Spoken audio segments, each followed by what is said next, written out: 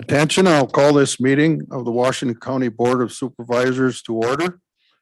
This meeting's been noticed to all local media in accordance with the appropriate rules. We'll rise for a silent moment of prayer and the Pledge of Allegiance.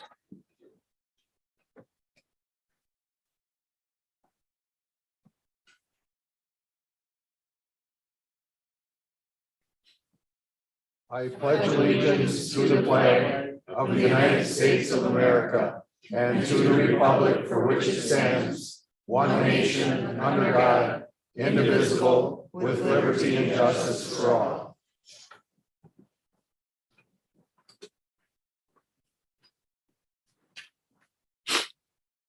We are all present with Supervisor Bailey coming to us via the airwaves. Consent agenda, I'll look for a motion in a second.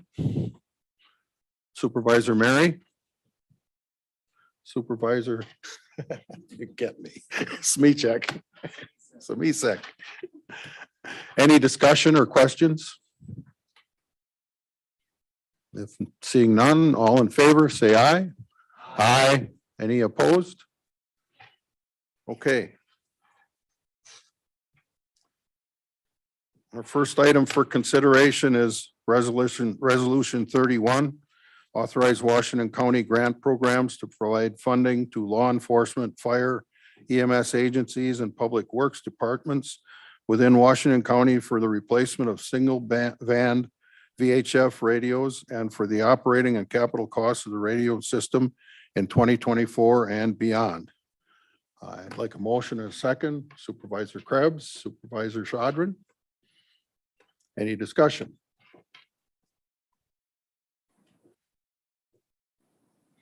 The material was pretty self-explanatory. We vote on this electronically. Oh, question? Yes, I just want to make sure, so by accepting this and the continued sales tax dollars, we're in essence committing to a continued sales tax. I mean, that's what I really get out of this. I mean, I support it, but by doing so, we're also, acknowledging that we'll continue to have a county sales tax pretty much forever. True. We can always look back at it. We can fund from different sources if we choose to. Supervisor Krebs. During our discussion at the committee level, this was a grant program designed just for this round of trading in the radios. So this is sales tax dollars that we've already collected and budgeted for. This is not so much for future radio replacement, so not for future sales tax dollars. So I don't think it would be appropriate to call it a continuation of the sales tax. Obviously, the next time we're looking to update the radio project, if we want to do this again, if the sales tax dollars are available, we could use them for it, but it's not I wouldn't call it an endorsement of the sales tax. Thanks. Thank you. No further comments. We'll vote electronically.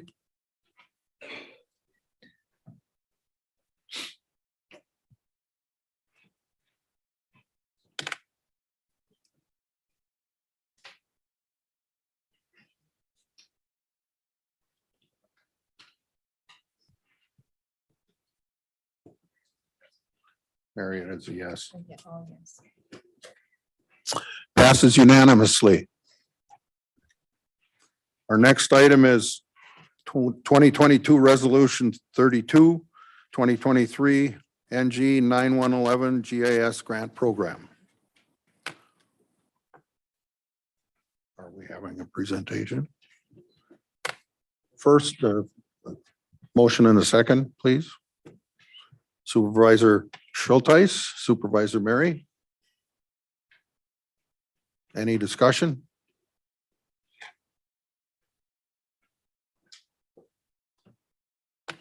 There being none, we'll vote electronically.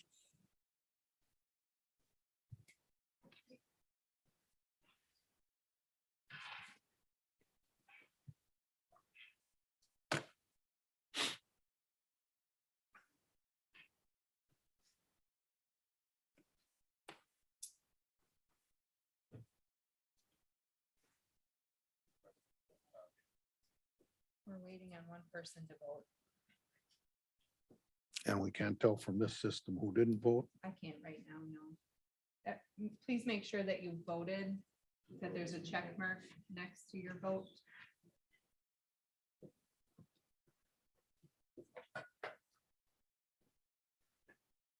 Where do you get a check mark? You didn't, did you vote? I did vote. No, you didn't. Where's the check mark? Yours is different. Oh, Right. thanks. Yep. I did vote. Pat finger. Passes unanimously. Passes unanimously, eventually. Our next item is item C, Resolution 33, resolution committing up to $1 million of opioid settlement proceeds to establish a sober living program in Washington County. Motion by Supervisor Kelling, second by Supervisor Bossert. Are we presenting? Please. I'm Julie Driscoll. I'm the Chief Health and Human Services Officer for Washington County. So this resolution before you is a request to commit ahead of us receiving all of the opioid settlement dollars so that we can issue a request for proposal to open a sober living house in Washington County. I want to walk you through the financials a little bit of the opioid settlement dollars so that you understand sort of where that's at. Right now, there's an opportunity for us to potentially securitize our opioid settlement dollars, which mean we would get the bulk of them up front. That has not gone through the process yet to be brought forward to this board for approval, but it is something that is on the table. So right now, there's two options. There are two types of funding. One is, if you look at the financials in your packet, there is on your left-hand side, there is a blue column, which is the Janssen scheduled funding payment. And that will be paid out over 11 years because they have an A+ rating. So that is not going to be included into the potential securitization. So we will get those amounts of payments over the next 11 years, and that equals the amount of $836,029. The column next to that shows you the dollars that we will receive through the opioid settlement over the next 18 years. And then you can see there that the total amount that we will receive through this settlement is $2.6 million and some change. If we securitize, we will continue to get the Johnson & Johnson payment over 11 years, but then we will get a bulk amount of the dollars that instead of being paid over 18 years, we will get it in a bulk amount. That would come out to be about $2.4 million. Again, that is not a decision that the board needs to be making today, but what we're asking is that we are able to start utilizing those funds ahead of time. So as you recall, in 2017, we passed a resolution to be part of the opioid settlement litigation. And then last year, I brought forward a report to this board indicating from a community assessment what the highest needs were and where we thought that those dollars could be spent in preparation for this money being given to Washington County. We have received our first payment, which is about $155,382.65.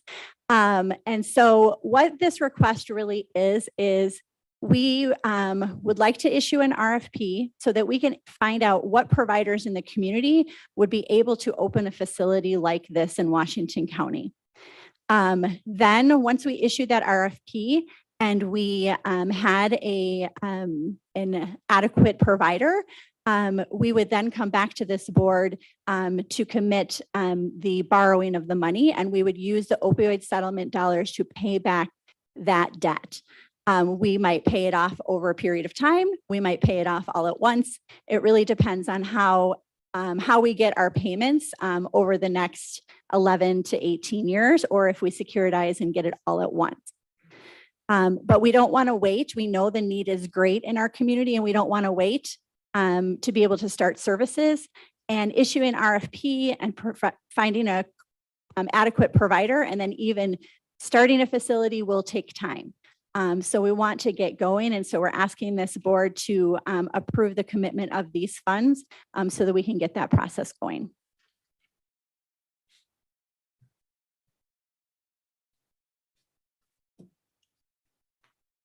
Supervisor Kelly. Thank you, Mr. Chairman.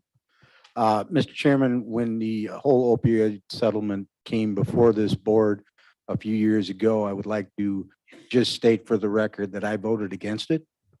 I felt like it was an intrusion on the doctor-patient relationship. I felt like it was a money grab, and I felt that it would probably be used incorrectly, like the cigarette lawsuit was used, where Governor Doyle put it into the general fund rather than using it for the things that it was supposed to be used for. So I applaud you, Ms. Driscoll. This is the proper use for this money. And I will always support that as long as it's going to what it's specifically designed to do, which is to fight the ravages that opioids have done in our community. I know there have been some community calls to use it for other purposes, and I would strongly object to that and will always fight against that. But on this particular case, I think you're doing a great job with it. I like what it's done, and I just wanted to state that for the record. Thank you.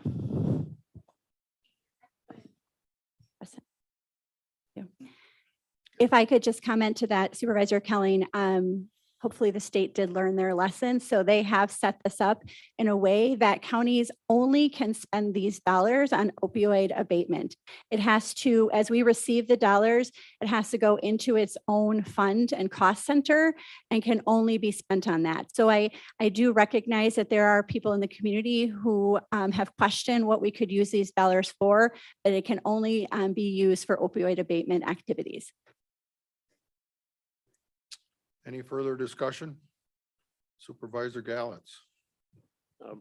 Well supportive. I'm just curious. You talked about the funding streams and not sure what they may be over the next number of years. But is there any risk to Washington County taxpayers of bearing any of those future costs? Okay, I'm on. So part of that is the outcome of the RFP, because when you issue a request for proposal, some of the questions are how somebody can start up a facility like this, what is their sustainability plan, so that we can be assured that this will be a self-sustaining operation. Now, I want to say that there could be a possibility that Human Services could pay for services for individuals, much like we pay for services for individuals right now, but it would not be an additional tax levy or an additional budget ask. And so that's part of the RFP process, is finding out what the providers in the community have to offer and how they would go about setting up a service like this, because it is our intent to offer these dollars so that this service can be started, but that Washington County is not operating it. The likelihood of that 5.6 is that cast in stone, and would that be delayed in receiving? Meaning we would be not reimbursing ourselves from the general fund for some period of time potentially? I'm just trying to understand. What's the So say the likelihood first of part that? of your question. The likelihood of the $5.6 million that were being allotted. Yeah, so it's either going to be 2.6 or 2.4. And if the Johnson & Johnson funding is not part of the securitization because they have an A+ rating. So there is an anticipation that they will be able to make good on their 11 years of payment. The issue on the table about securitization is just that, is there is a concern that some of these entities in the settlement may not have a high rating. And so, counties and other entities don't want to be left hanging, right, and not get these dollars. And so that is the benefit of securitization. But at this point, it's not been fully flushed out that we can bring that forward to the board to request securitization. But Washington County has indicated to WCA that we are interested in securitization. Okay. And then we would receive all the $2.4 million in bulk. County Executive Showman. just to clarify one thing in that same regard, to maybe answer your question a little bit more specifically. The annual payment from Johnson and Johnson, that 155 and change. Our intent with this whole thing is that's enough to cover any potential principal and interest cost to cover that $1 million.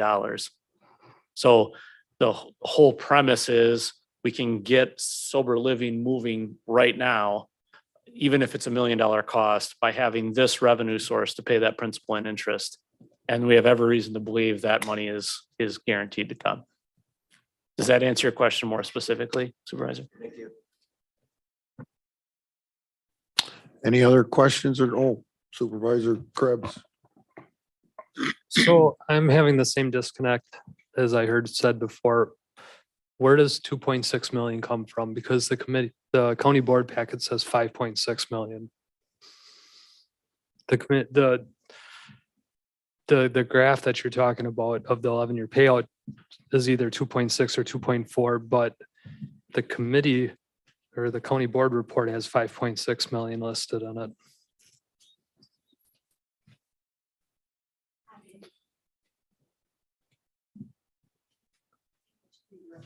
I'm looking for it. County board report dated October 12th. The first paragraph underneath the line discussion is Washington County is slated to receive $5.6 million. That is an inaccurate That's a typo. typo, yes. Because I was trying to figure out what we're going to spend the other 4.6 million on. Yeah. If we're receiving 5.6. So now that we're in half down to 2.6, and if we receive that at some point in its entirety, if we're spending up to $1 million on a sober living facility, has there been discussions or plans put in place for what we're going to spend the remaining 1.4 to 1.6 million on? At this point, as part of the needs assessment that was presented last year, we'll be working off of that plan. But we have not had further discussions about what we will do specifically with those dollars. I think this is our first initiative, and we want to get this initiative going and out the door because it will be a significant amount of work to make it come to fruition, and then start working on planning a proposal for the rest of the funding. Also, again, wanting to, see what happens with the securitization and hopeful that will be able to be brought forward to the board, early next year. Okay. I unfortunately feel that, yes, we want to get the ball rolling on this, but I feel like this is putting the cart before the horse. There's nothing stopping us from requesting proposals today. It's public knowledge to any of these companies or nonprofits, whoever would be responding to our request for a proposal, that we have up to 2.6 million now available for us to spend on this project. Why don't we let them bring their ideas to the table for us to study and figure out what we think would fit good with this county? Right now, we're limiting it to 1 million right off the get-go. What if someone comes in with something great at 1.2?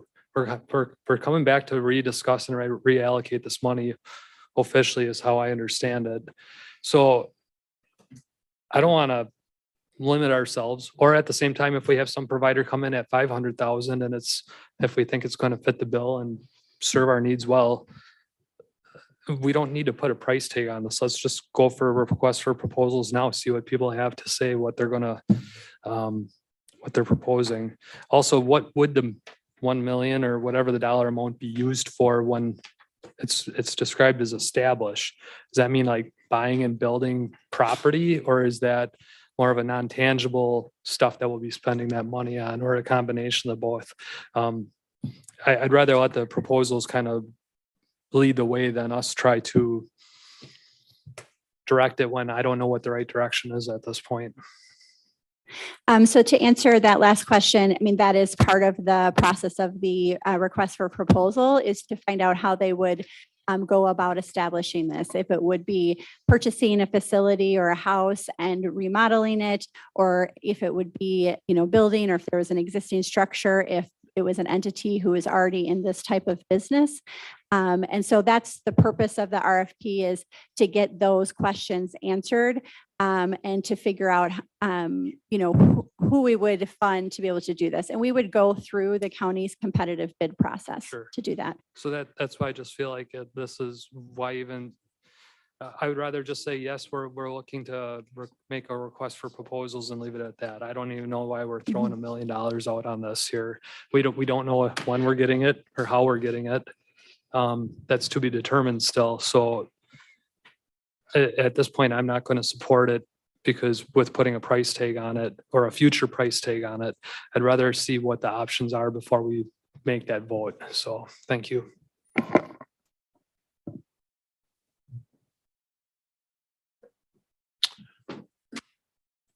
We need to make an amendment, I believe.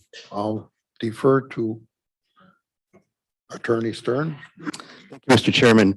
In looking at the resolution that's before the board this evening, 22 Resolution 33, I would note that on line 19, it indicates that out of the $26 billion settlement, Washington County is slated to receive $5.6 million. If that is in fact a typo and that's an incorrect number, my recommendation would be, if the board would agree to it, that we strike from this particular resolution, after the word dollars, after $1 billion, strike the remainder of line 18 and line 19. So it would simply say that a settlement was reached earlier this year with the big three drug distributors, lists their names, and opioid manufacturer Johnson & Johnson, totaling $26 billion, period. That way, if there's some confusion as to what that dollar amount is, what we're actually slated to get, the resolution wouldn't reference that in error. So I believe we could do that by friendly amendment. If the board has no objection to that, simply agree to it. If there are objections or concerns, then I think it would be appropriate if the chair would take a motion and a second on that and debate and discuss. Who made the motion? Original, Supervisor Kelly and Supervisor Bossert. Would you agree to the friendly amendment? Okay, in that case, we don't need, everybody agree with that? Anybody not? Okay. So any other discussion? If not, we'll vote.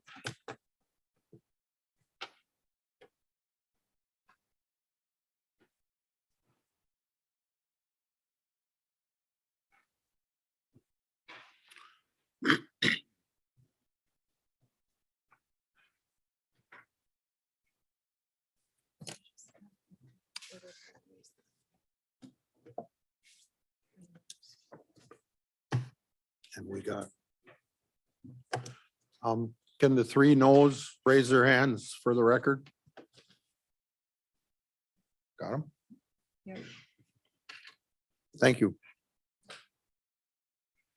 We'll move on to ordinance 4 to amend sections 15-17, 15-28, and 70-14 relating to County Library Services Board, Executive Committee, and Library Services. Motion and a second. Supervisor Bossert, Supervisor Hartwig.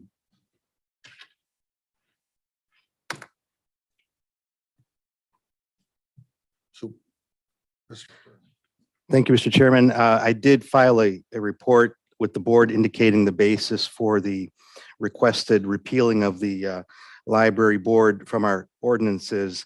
When we went back and did some research into the code and the history of our library services board, as it turned out, we really don't need or shouldn't have one. We do not provide and offer library services through the county. We contract for those services. And as a result of that, what the statute says is if we only contract for those services, then you don't have to have a library board. And so that's the reason for that, to clean up our ordinances rather, so they comply with the statute. We're a bit out of date, and this would take care of that. Questions or comments? There being none, we'll vote.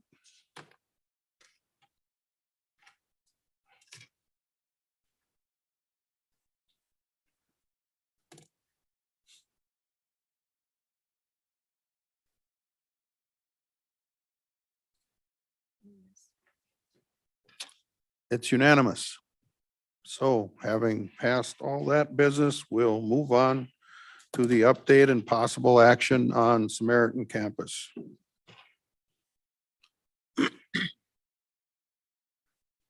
Ms. Driscoll? Are you presenting? You have to turn around.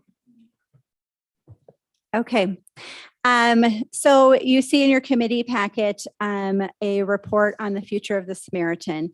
So as you know, we've been in the long-term care business for a very long time. Last year, in February 1st of 2021, at the direction of the county executive, a task force was created to look at the potential outcomes of the Samaritan.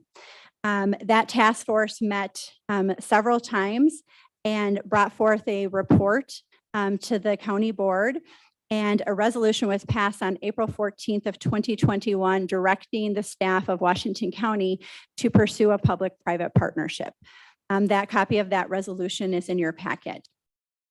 Since that time, we have been pursuing multiple options for a public-private partnership. The first partnership that we pursued was with Cedar Communities, and we pursued that partnership from September 10th of 2020 through June 16th of 2021. We thought that that would be a viable public-private partnership, but with some changes with Cedar Communities led their board to decide to not continue to explore that option. We've continued to be engaged with AG Architect to look at what the design of a replacement facility would be and the cost of that facility and what that would mean for Washington County. We also pursued a grant opportunity through the Neighborhood Investment Grant last November of 2021, and we were unsuccessful in securing that grant through the state of Wisconsin. Most recently, we've been in conversations with Ozaukee County regarding a public-public partnership with their Lasada Senior Living Facility. That discussion is still open and is still undergoing. We have also engaged AG Architect to get an updated assessment on how much it would cost for us to remodel our current facility. And that cost has come out to a little over $10 million, but that would just be providing us the basic upgrades that we currently need for our facility to continue operations. And then there is another option, which we have not begun in-depth discussions, but have had multiple entities approach us for discussion, which is a private sale of the Samaritan. In your packet is some information about our current financial status.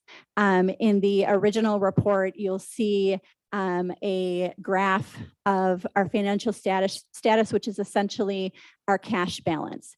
So the Samaritan facility is an enterprise entity, which means that they have not had any tax levy supporting their operations to date.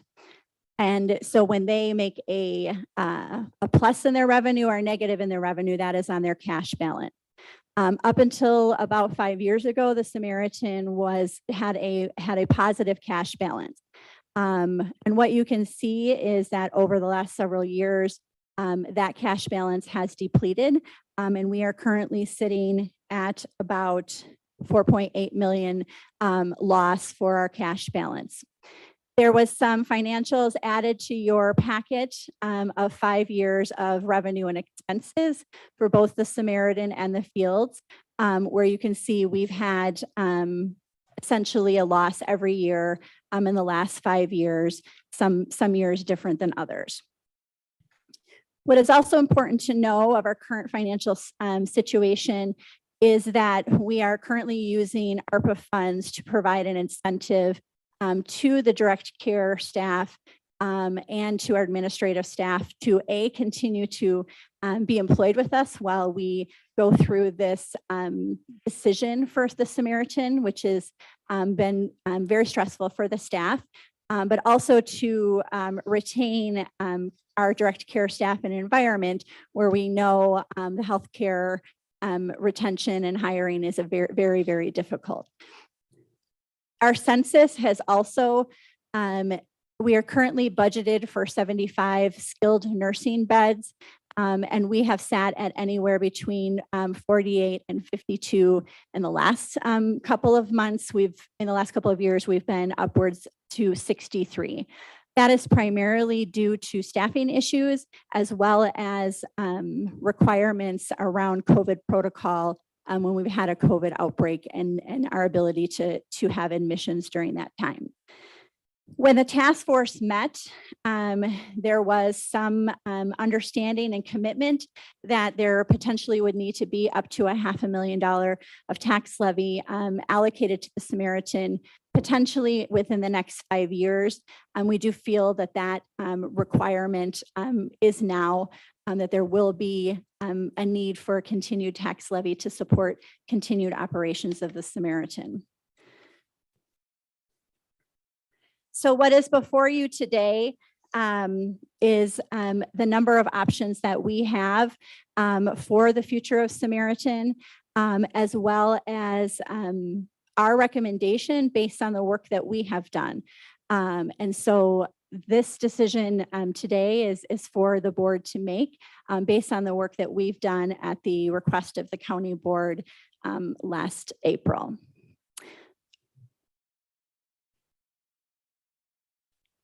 Discussion. Supervisor Bossert. All right, thank you. So we got a tough decision to make tonight. I know if there was an easy, risk-free way to keep Samaritan open, everybody in this room would vote for it in a heartbeat. Every one of us cares about the well-being of seniors in our community, including those who don't have the financial resources to live in a premier facility like Cedar Communities. I've been wrestling, like many of you, with this issue. And one of the epiphanies I had was when I asked myself, what's more important? Preserving a brick and mortar building or preserving the quality of care for our residents? When we look at the existing situation, and for the future, if we stay in this business, we face a lot of risk. We face regulatory risk, that new regulations are going to continue to increase our costs. We face inflationary risks. Inflation's going to keep going up. We face risks from the labor shortage, which is forcing us to offer big incentives in order to keep the staff we need. We face market risks. We're competing with the private sector. It's possible that a facility in our area or some other competitor somewhere in southeastern Wisconsin could decide to open up a business in West Bend and compete directly with us. And we face facility maintenance risks. There's a good bet that the boilers we have in our existing building will not make it 2 years. And to build a new building, we'd be looking at a time frame of at least 18 months, maybe 2 years. And lastly, there's political risks with this because Samaritan is a West Bend centric facility. When you get outside of West Bend, especially when you get into communities like Germantown, Richfield, Hartford, there's not a lot of people who know about Samaritan or have the investment interest in maintaining that facility. So for supervisors like me who represent West Bend, we face a lot of political risk if we would vote to partner with another county. But for other supervisors, the political risk is actually flipped. They face political risk if they focus on investing a lot of county funds into a facility that primarily services West Bend. And if we divide along those lines, West Bend supervisors versus other supervisors, we're going to put ourselves in a situation where it's not going to be good for Samaritan. We're not going to reach a good outcome. So I think we got to set aside those divides. We got to look at all those risks and we got to figure out what is best for the residents in that facility. So when I look at this, my first choice is we can negate those risks and help the sustainability of a good facility in Cedarburg if we partner with Ozaki County.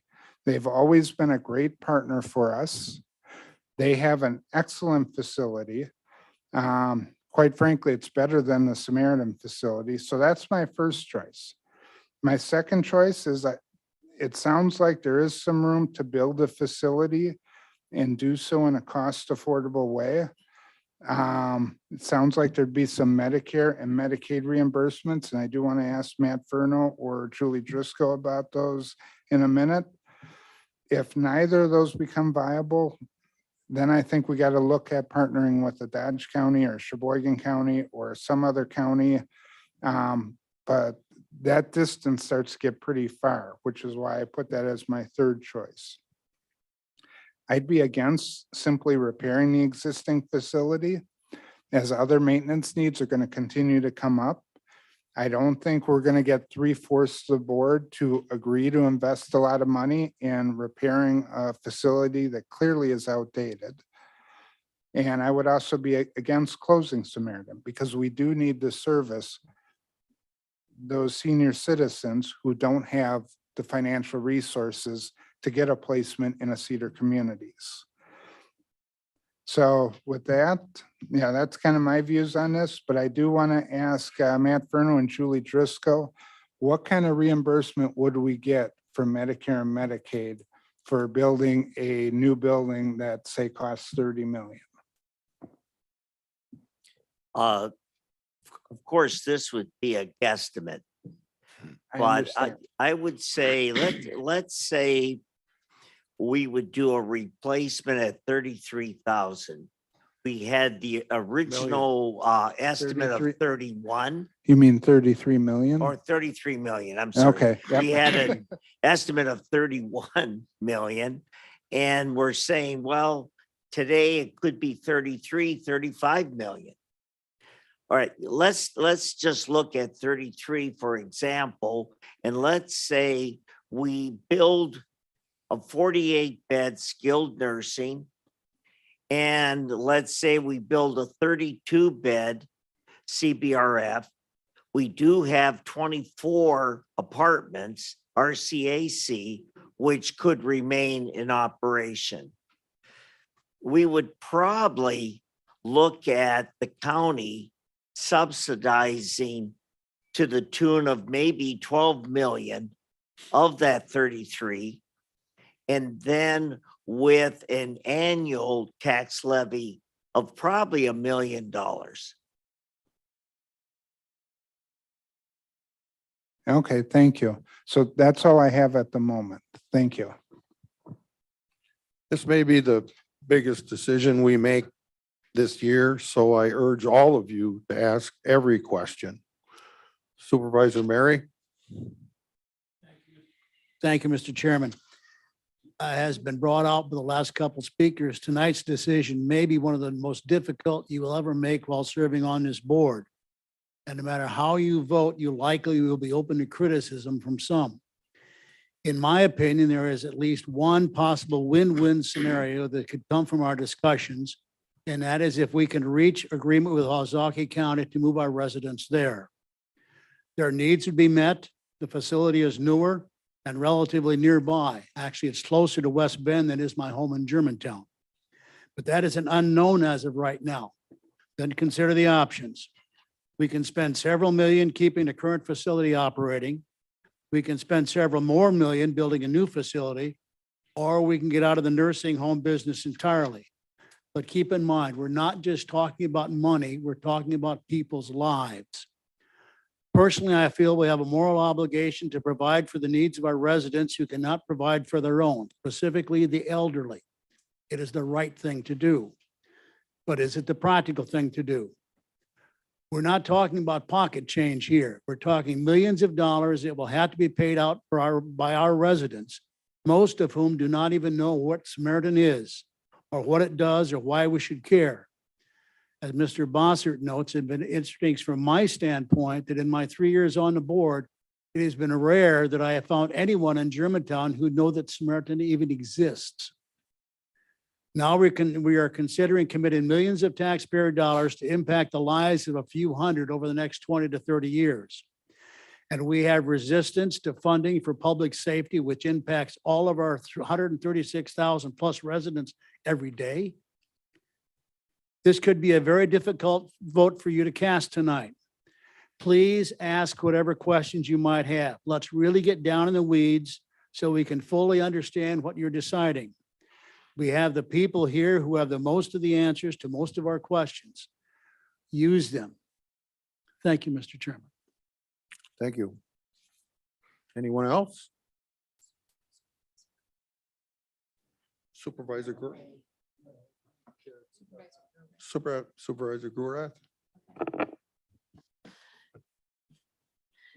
Okay, I started out with looking at the task force recommendation. And at the time that the task force met, the county was in negotiations with Cedar Communities, and it was looking positive, or at least I thought it was looking positive. So when they came back with a recommendation that says that the Washington County Board continues to provide long-term care services while balancing financial and moral obligations through a partnership with a third-party provider with up to $500,000 in annual levy to support over a 20 to 30-year lease term. It made sense for them to do that because everything was looking so positive with Cedar Communities. However, that didn't work out.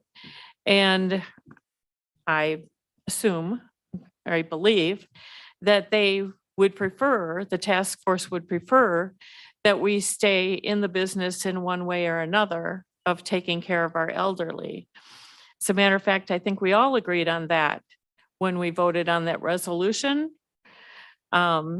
So Washington County has been taking care of our elderly population for over 100 years through changing economic times, changing times with employment situations. Due to this history, you could call it tradition. So we have a tradition of taking care of our elderly population. I think we need to be careful in making a decision on the future of Samaritan. I realized that we already had a task force. However, at that time, well, I already went through that. Okay, so I understand the need for the facility to be self-supporting or at least close to self-supporting. I'm an accountant, numbers person, so I get that. I don't believe we have thoroughly examined all of our options, like really dug into the nitty gritty. I'd like to get more in detail on some of these options. We also have not examined all of the costs involved in partnering with LaSada or another facility or selling the Samaritan. We would have to pay to place Chapter 55 people somewhere. We would need a morgue. Would there be an ongoing financial commitment to the partner facility in exchange for them accepting our people? You know, how much would that be?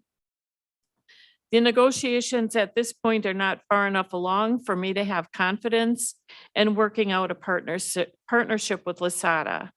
I mean, we're in the beginning stages, is what it sounds like to me. I would encourage all of our supervisors to be sure they have a complete and thorough knowledge of each of our options before possibly ending something that has been a tradition in Washington County for over a century. So therefore, I'd like to make a motion to create another task force, but continue the negotiations with LaSada and the other things you're looking into. At the same time, that's going to take time. So I feel we have time to have another task force, and maybe I'd like to be on it and help to dig into this in more detail. Do we have a second? We have a second from Supervisor Krieger Gundrum. Any further discussion? Now, wait a minute. Was this discussion on old or new? Or do we have to make that distinction? Yes. On this motion. Okay. Discussion on the motion. Supervisor Kelling. I realize you guys were in line, but And I still reserve my space in line on the original motion. But I'm speaking generally to this motion. okay, Make that clear. I would be against this motion for the simple reason that we don't have time for another committee. As much as we'd like to believe, we did take the tour of that building. We do have two boilers. One is broke down and one is on its last legs. There's a good possibility that you may not make it through winter with that boiler. If it goes out, then you're gonna have a huge problem. Also with the staff, I think they deserve some kind of decision not to drag this out in perpetuity. So I believe that this motion would not be in order. I think it will unnecessarily lengthen what we need to do. I think this is a hard decision, as was stated before, and we need to make it. Thank you.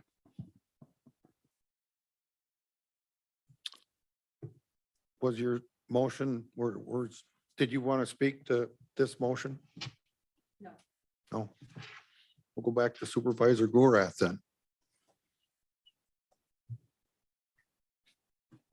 Okay. I want to speak to Dennis's comments on the motion. We're at the beginning stages of the negotiations with Lasada. And our county is looking into a couple of other things in case that doesn't work out.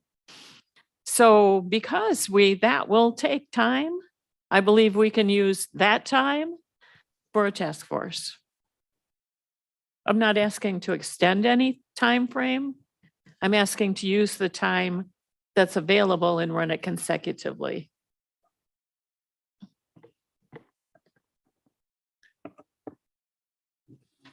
Mr. Chairman. Thank County you. Executive Showman. Thank you, Mr. Chairman.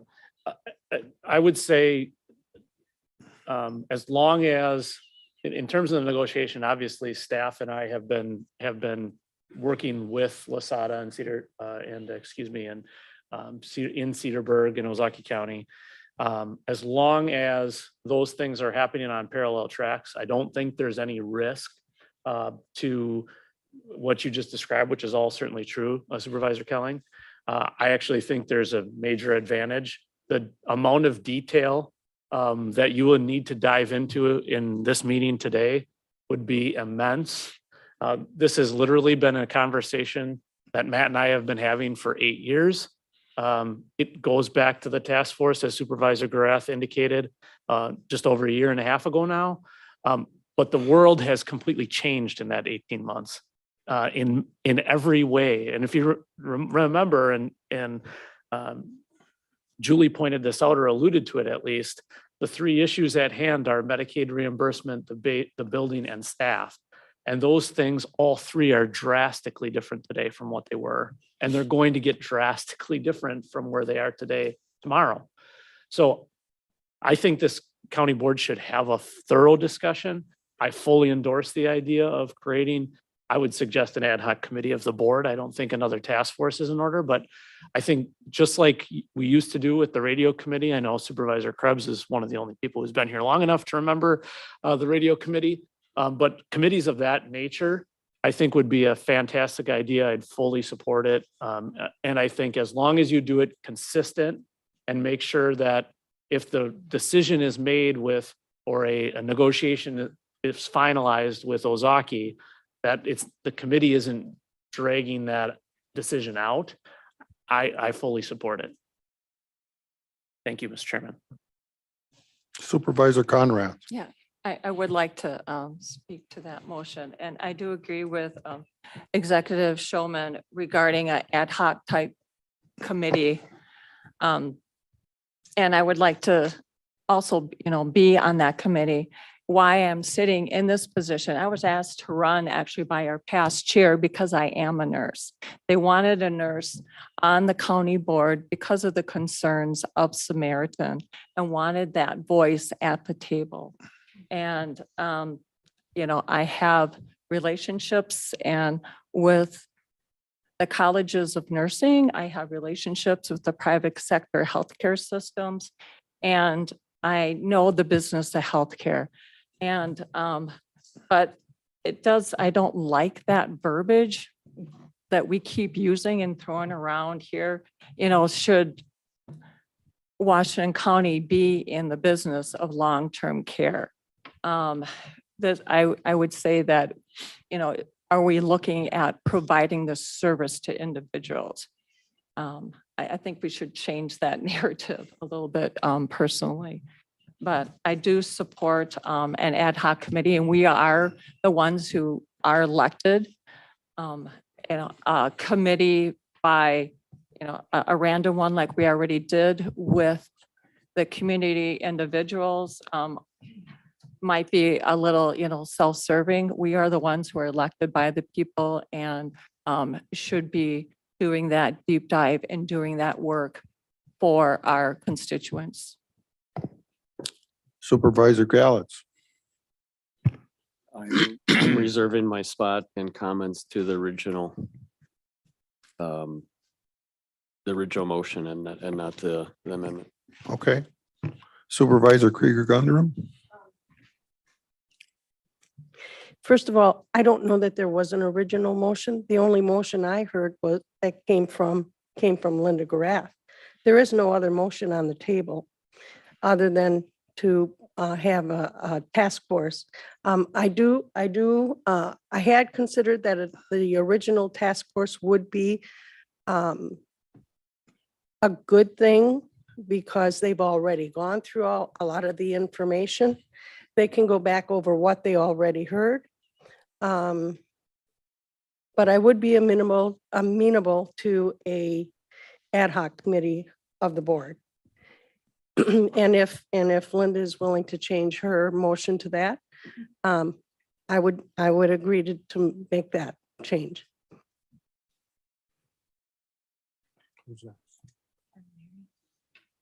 Supervisor Mary. With the discussion going around here tonight, I just feel like we're kicking the can down the road even further. If we're going to set up some kind of a committee, ad hoc or otherwise, let's put a deadline to it so we can bring something back to this board with a firm deadline so everybody knows what timing we're looking at.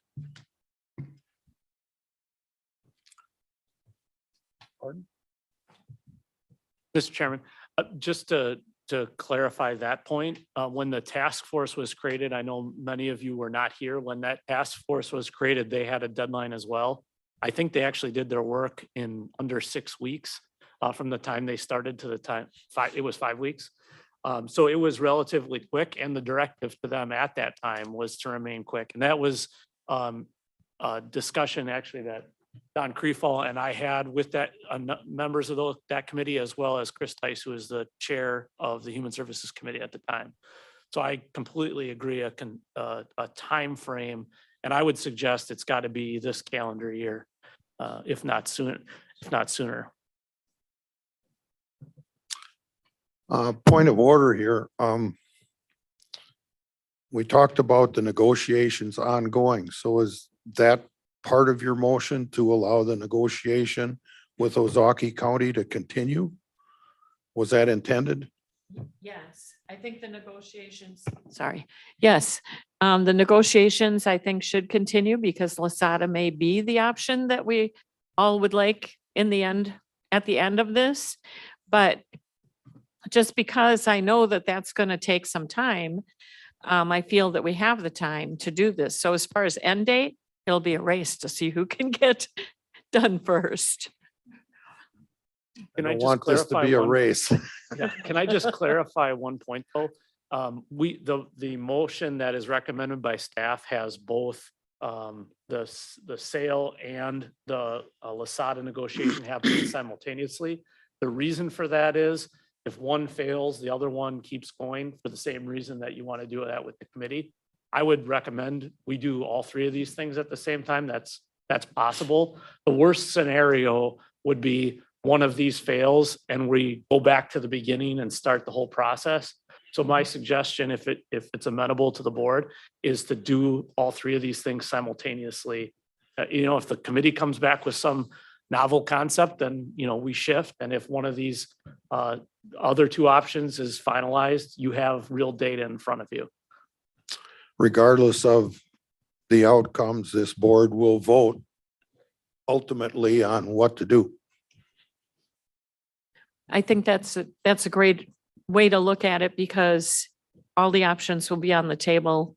It actually will speed up the process. Supervisor Smisak.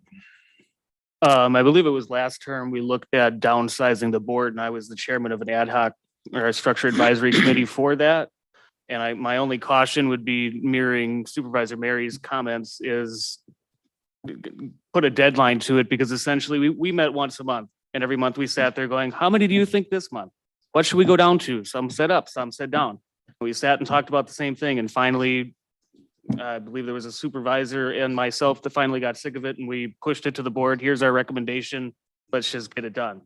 So that's my only caution with that is if you meet once a month, if there's a way that you can meet, and I'm not against it, but if there's a way that you can meet more regularly to get it done quicker, because as Supervisor Kelling said, those boilers going through that facility, it's not good. The boilers, I wouldn't believe would make it through winter time. Having window air conditioners in the physical therapy room to try to cool that down, the building needs to go, in my opinion. But that would be my only caution with the structure advisory committee. Who was flashing? Supervisor Krebs. Yep, I want to speak later to when we're done with this motion on the board, but specifically to this motion, I like the idea of all three tracks occurring at the same time, pursuing the partnership, the sale, and also creating an advisory committee or ad hoc committee, whatever title we're going to put on it. My 2 cents would be towards forming of that committee is how can we make this committee work through wherever this journey takes us. The sense relating it back to the radio committee, that's the committee that really oversaw the implementation of the first radio system.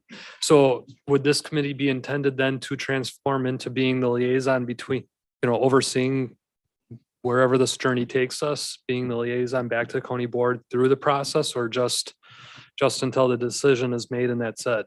I don't know how this has all been really set up. Otherwise, is it the executive committee that's really going to see the framework or the details of whatever partnership or sale comes of it, and then just brings the general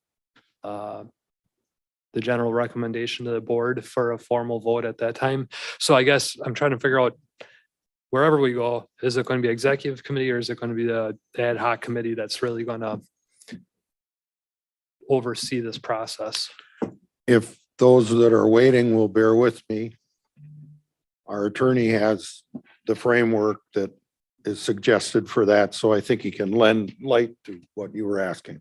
Thank you, Mr. Chairman. So regarding the motion that's currently on the floor right now, whether or not the board should consider forming initially a task force and now perhaps speaking instead about an ad hoc committee, our county code in section 15-34 speaks to the formation of what we really call special committees, which would be a committee that meets, as it sounds, for a very special and singular purpose.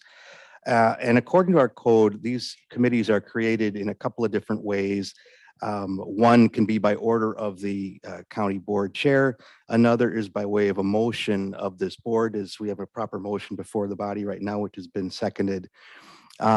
When a special committee is brought forth, proposed by motion, the committee, the board rather, would set the parameters of membership and duties. So if there is a vote, it sounds like that, let's say, would would endorse or pass and create a special committee, the next consideration might be the duties of that committee specifically, the membership of that committee specifically. So there's a little bit of sausage making that would have to go on in here tonight to kind of figure all that out. An alternative might be a motion to create the special committee and direct the chair of the board to devise membership and duties and timeframes and so forth with the board's input. So there are a couple of different ways you can go with that. Now, with regard to the recommendation that you still continue to pursue these other tracks, you can do that independently of creating the special committee as the board revisits the original questions brought before tonight by Mr. Driscoll and Mr. Furno. So you wouldn't necessarily wrap all that into one motion. They're separate things, but they can run parallel at the same time. So I throw that out there just so you have something to think about as you consider if the board's decision is to vote on formation of a special committee. The next step would be then to set the duties, timeframes, parameters, membership, and so forth, which the board does have the right to do under our code, or it can punt those things to the chair to have the chair come up with those things. But hopefully that helps clarify a little bit about what is going on in here tonight in terms of how it fits into our county code. Supervisor Krebs. So if we don't form a special committee, how is the existing, what we've already what we've told the staff directed them to do and what's currently ongoing, how is that at some point going to come back to this board? I'm trying to figure out if the special committee can play a role in that, in one of those options. Thank you, Mr. Chairman. I think from a logistical standpoint, to me, what would make the most sense would be this ad hoc committee is basically digesting and breaking down all of the options that we've seen. At the same time, these other two things are happening. And when there's something final on one of those other two things, it goes through the normal procedure. So if we had a settled negotiation with LaSada, we'd go to the Health and Human Services Committee. They'd take it up, then it'd come to the county board. The same thing I would suggest you do with the special committee. They go through all of their work. If they come up with some alternative, that goes to the Health and Human Services Committee and then back up to the board. So very much the same type of procedure. It's basically another set of eyes digesting all of that. Since these are negotiations, would these be coming back to the boards or committees in closed sessions? Potentially, yes. It For the- depends on what stage the negotiation is. I mean, if it's a completed negotiation and there's dollar amounts and things, there's nothing to negotiate but get your approval. No, but if it's in the midst and we need a decision one way or the other, yes, that would be closed session. And I guess what type of, how would you hope, or what would you suspect that whatever comes back to the committee first, is it something where it's a up and down vote? Or are we looking for some sausage making at committee or board level along the way too? I would anticipate, I have anticipated, I would anticipate lots of sausage making at the committee level. I like making sausage. We know you do. Thank you. Supervisor Newman, you've been waiting a long time. I apologize. Thank you. I have a question that will maybe help me decide if there's time for this committee. What do you have expected, I guess, what is your expected timeline to have completed negotiations with Ozaukee County? Do you have an idea? I know you mentioned maybe the end of the year for this committee. Is that kind of where you're thinking? It is where I'm thinking. We have mediators selected at this stage. I would relate it very much to what we did with the old courthouse, where that was a negotiation between their board and myself, and then the county board was the one making all the final tweaks. We're willing to do this dollar amount. We're willing to this agreement or the template. We never actually came back with, here's the agreement itself. So I think to come back with a heads of terms, so to speak, or that bullets out, here's the 10 things that this agreement will accomplish. I think realistically, we could get that back to you the first part of, or the last part of this year, or the first part of next year. So December, January for all of these things, I think. Matt, do you disagree with that? January 31st. Yeah. Very good. Oh, go ahead. You got the mic. Yeah, January 31st, only because from Thanksgiving on, it seems like it's so difficult to get a hold of people. And we may, as a committee, may want some of the experts to come in and represent with the new details. And that's a good point because that happened to the task force as well. They ended up not finishing until, I want to say, February. It finally came back to Health and Human Services. The holidays do matter, so. Yeah. Supervisor Krieger Gundrum. I just want to reiterate that oftentimes we feel on the board that we are being asked to make decisions with very little information. Certainly, we don't even know anything about how the negotiations are going. I don't even know how much money are they asking for. I don't know. I know that there were some numbers thrown out, but that's only hearsay. So I think it's really important that we have this ad hoc committee to look into all the details because we really do want to do the best for our vulnerable and elderly. Supervisor Kelling. Okay, Josh, by forming this committee, could this possibly hinder our ability in our negotiation with LaSada or any other potential buyer? You know, knowing that we're not committed necessarily to LaSada and, you know, as a board, it seems that we may not be perceived as dealing in good faith. What's your interpretation on that? I don't know how Ozaki will interpret it certainly, but from my vantage point, it helps insofar both that and the sale together help that they know they're not the only game in town. Okay. So hearing that, and a few other things, I would like to see a firm date of January 31st. And I would like to have the chairman make the decision on the ad hoc committee itself, where he would solely be responsible for selecting the people who will serve on that committee. And I would trust him to have a good cross-section of people. I believe he is totally capable of that.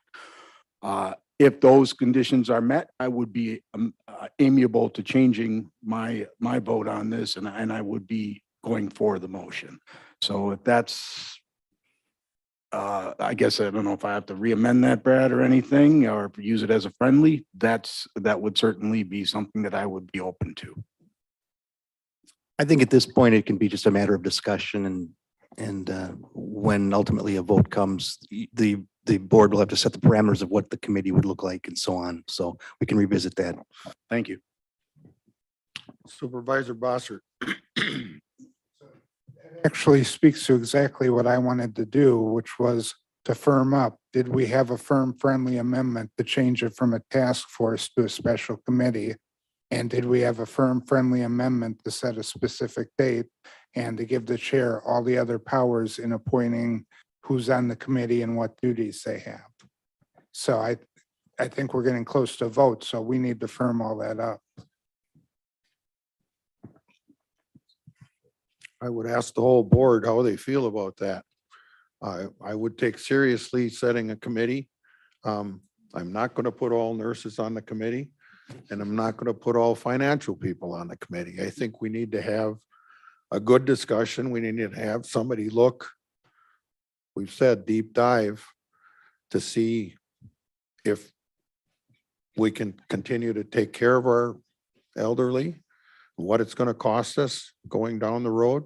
And nobody knows what Medicare is going to do, and nobody knows what the staffing is going to do.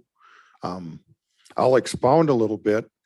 In looking through the task force things from 2 years ago, I saw a thing from Iowa County where they closed, and the information had them, you know, still operating a 50-bed nursing home. And so subsequently found out, yes. I just want to clarify this because the motion was made by Supervisor Garoth, seconded by Supervisor Krieger Gundrum. If they're both in agreement as a friendly amendment, then we can throw it out to the board. Is there an objection? Yes or no? And then we know what we're going to vote on. So can we go ahead and do that real quick? Are you amenable to those friendly amendments? Yes. Are you amenable? Yes. Okay. Is there any objection from anybody to those friendly amendments? Or, okay, if Chairman Schleif needs to ask that question, go ahead. Is everybody amenable to that? We'll make some sausage. Okay, so then we vote on that motion? If there's more discussion.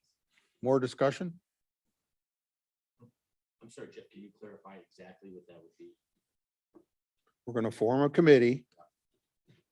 I will name the members of the committee and the parameters that they're to come forward with. Excuse me, and the deadline. And anybody interested in being on that committee should put their name into Mike Fody, and I'll consider all that. I might appoint others too. County executive would like to speak. Yeah, thank you, Mr. Chairman. I'm interested in hearing your finished thought. I appreciate the motion, but you were in the middle of saying something when you got interrupted, so I was. Oh, yeah, Iowa County changed a big picture for me. I think it's great that we're in the business, but how long can we afford to be in the business? When the study was done by our ad hoc task force 2 years ago, there were 36 skilled nursing homes in 31 counties. That number is now 31 in 2 years, less than 2 years. So this committee's got a lot of work to do because the trend is not good. And I saw a thing about Iowa County. Actually, Supervisor Schultes showed me a article on the internet from a magazine. They went through exactly the same things we went through. It was spooky, all the things that were the same, all the parallelisms. So I called up their county board chair and we had a couple real good conversations. And they closed. They voted 16-5 to close in January of this year. They were down to 34 residents. 19 of them were from their county. They have a total budget of 15 million a year in their county. They only have about 24,000 people. They had 34 in their home. And like I said, 19 were residents, the rest were non-residents, and they were losing about 900,000 a year. That's the picture of this business. So I pray that we can work something out with Ozaukee County because we need for our people to have some place to go. But we need to solve this problem. It's a big problem. So thank you for putting up with that.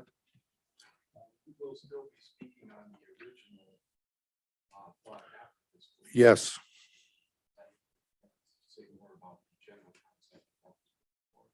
Okay. Anybody else want to talk to the motion on the floor? Supervisor Conrad. Yeah, just, I appreciate again, the idea of a task force, because we've kind of been putting the cart before the horse, making decisions where we don't really have all the details on multiple items. And, so I truly appreciate the board, being more diligent with this because it is a very important decision. We're talking about people's lives. And that's too why I voted against that, that last, one of those last votes, sorry, just like Supervisor Krebs, because we didn't have enough information and details or bigger picture what we're going to do with all that money. But, and I agree too with the chair, you know, helping to create the the task force. You were chosen by all of us by majority vote. Thank you. Supervisor Schultheis.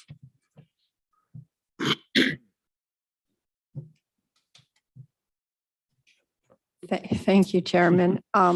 I came prepared to make some sausage tonight, so being new to Robert's rules, I appreciate the dialogue, but like Supervisor Kelling, I want to be sure that I can make some comments and point some things out before, so that right now we are just discussing the motion that is before us about forming a special committee. Is that correct? Yes.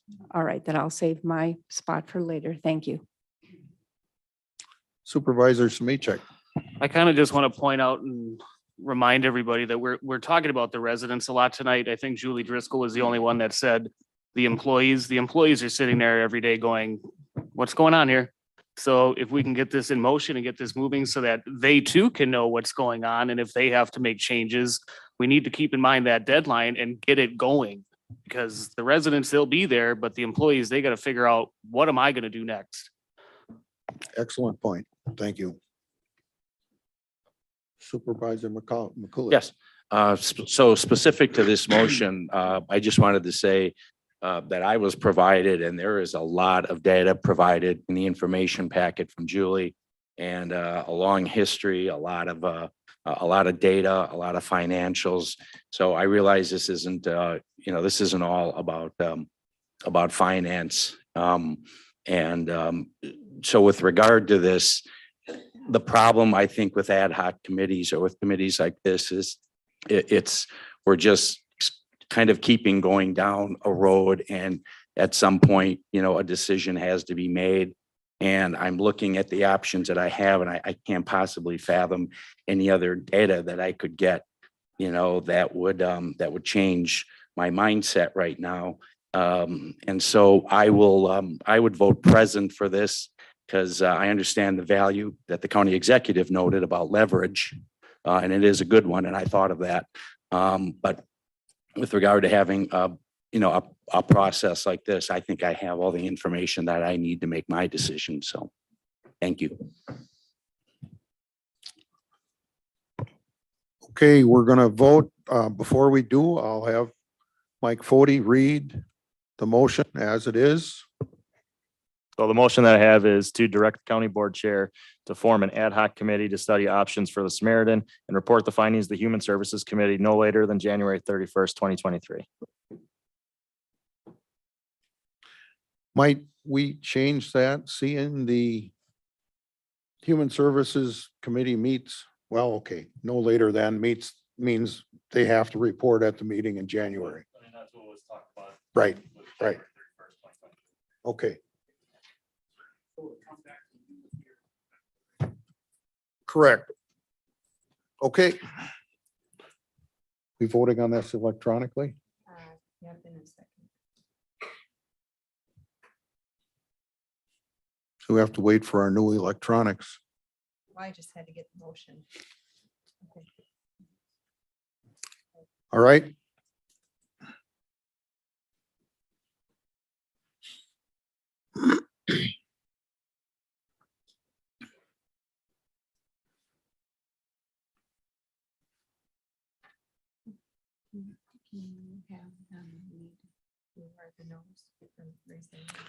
Noes, raise their hands, please. For the record. And then there was one abstention. Who abstained?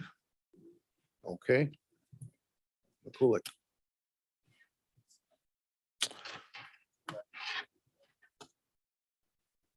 Okay, then we'll move on to the original. Well, did we really have a motion? No. Yes? Everyone will have to recall back in. So you're ready to speak? You have the floor. This phone is- Got it. Thank you, Mr. Chairman.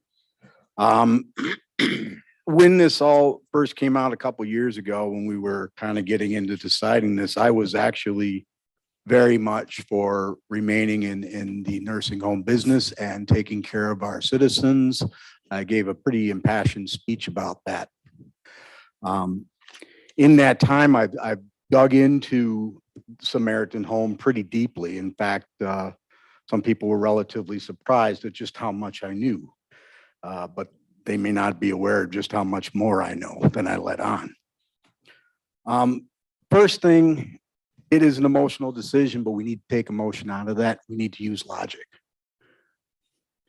First, we have no mandate from the state or the federal government to do this. And therefore, we receive no funds to do this, other than what's available to nursing homes and private sectors and stuff like that. So it's not in our purview to act. Now, that doesn't mean we shouldn't, but it at least gives us an idea of what we should and should not be doing here. We have things that we do need to take care of. Meals on Wheels, vet services, foster children, the jail, the sheriff's department, several other programs that affect thousands of people. We have 138,000 people in this county. So we run programs that affect every one of those citizens. Right now, when we look at Samaritan Home and you dig into the numbers, I've changed my opinion because I see that it is completely unsustainable. It really is.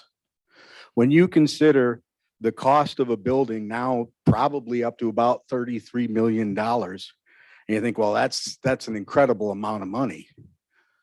I mean, we've never made a decision that big. But wait, there's more. Samaritan still owes $3.6 million in the 2008 remodel that they did. So you can add that on. Next, you've got the demolition of the old building.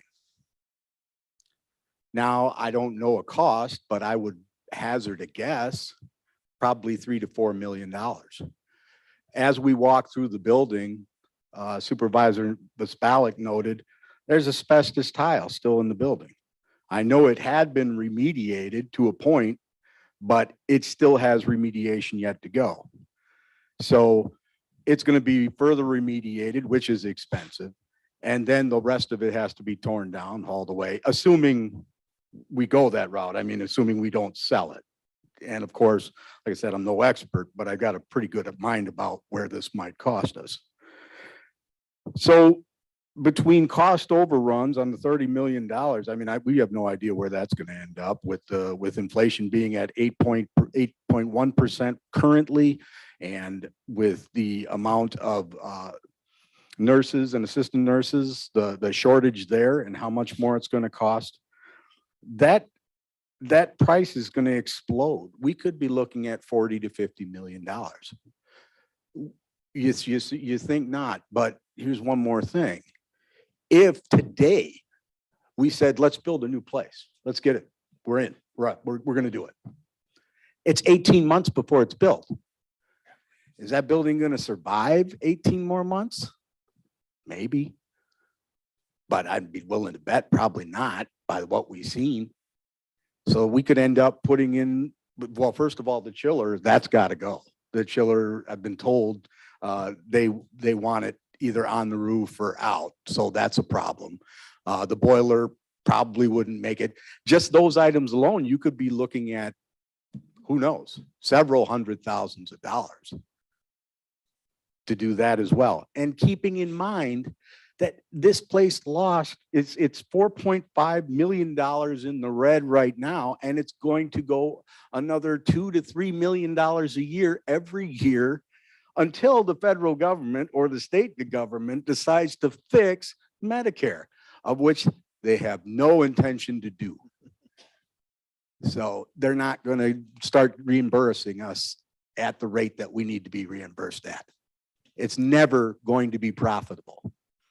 So if we do all this and we spend maybe $40 million, by the time we pay off that loan, we're going to be putting that money right back into that building because that new building is going to need to be kept up. This is going to be a giant sinkhole drain on our county budget in perpetuity. So I'd keep that in mind. Now, we've done the Washington Ozaukee County Health Department, and I would use that as a model agency. We combined our health department with theirs. We saved approximately $300,000 a year. I'm not sure what their side of the savings was, but I'm sure it was substantial. We increased the quality of the care as well as the quantity of the care. We were actually offering new services, mental health services and stuff that we weren't able to offer before. But now we can because we combined with them and we were able to cut overhead and really do a lot more with a lot less. So I think that's something to consider when we talk about combining our resources with Ozaukee County.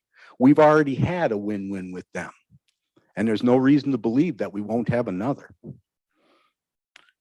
When we talk about being in the business of taking care of our old folks, I'd like to point out, nobody's putting anybody on the street here. We're deciding for them to go to possibly a new place, Lasada, if it works out that way, that's in a much better institution than the current one that they're in, our own. It's a much finer building. And I'm sure their staff is just as dedicated and good as our staff is. I mean, we have a great staff and I know they put up with a lot out of us. That's why I was really trying to hopefully wrap something up for them tonight, but that's not going to happen tonight. Okay, fine. But the quality of the care, they're still going to get it. They're still going to be taken care of. But if we even just paid out and took care of the indigents with Medicare, with Lasada, we'd still be way better off than the millions and millions of dollars that we're going to spend. This is going to be costly no matter what we do. So be prepared for that. We also have to have 3/4 of the board to vote on this to pass something with that much spending.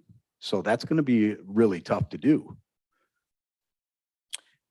We built the Samaritan Home in 1968 when healthcare was affordable, when your doctors in rural communities would do house calls, when you could actually get pay for a doctor visit out of your pocket. In 1972, when Richard Nixon did the wage freezes, then we ended up with healthcare. That's the business's way of bringing fringe benefits to entice employees to their companies. And healthcare was very affordable back in the day. And it paid for a lot of stuff. It was actually a blessing until government stepped in and took it over. Now, the reason why I bring up this history is I want you to understand that when we decided to do this, when we decided to build this building, it was a different time, and that time does not exist anymore. Thanks to government cuts and regulations, it is completely unaffordable. And since Obamacare, with the final death knell of Medicare, we're probably looking at 1/3 of the actual costs and reimbursements.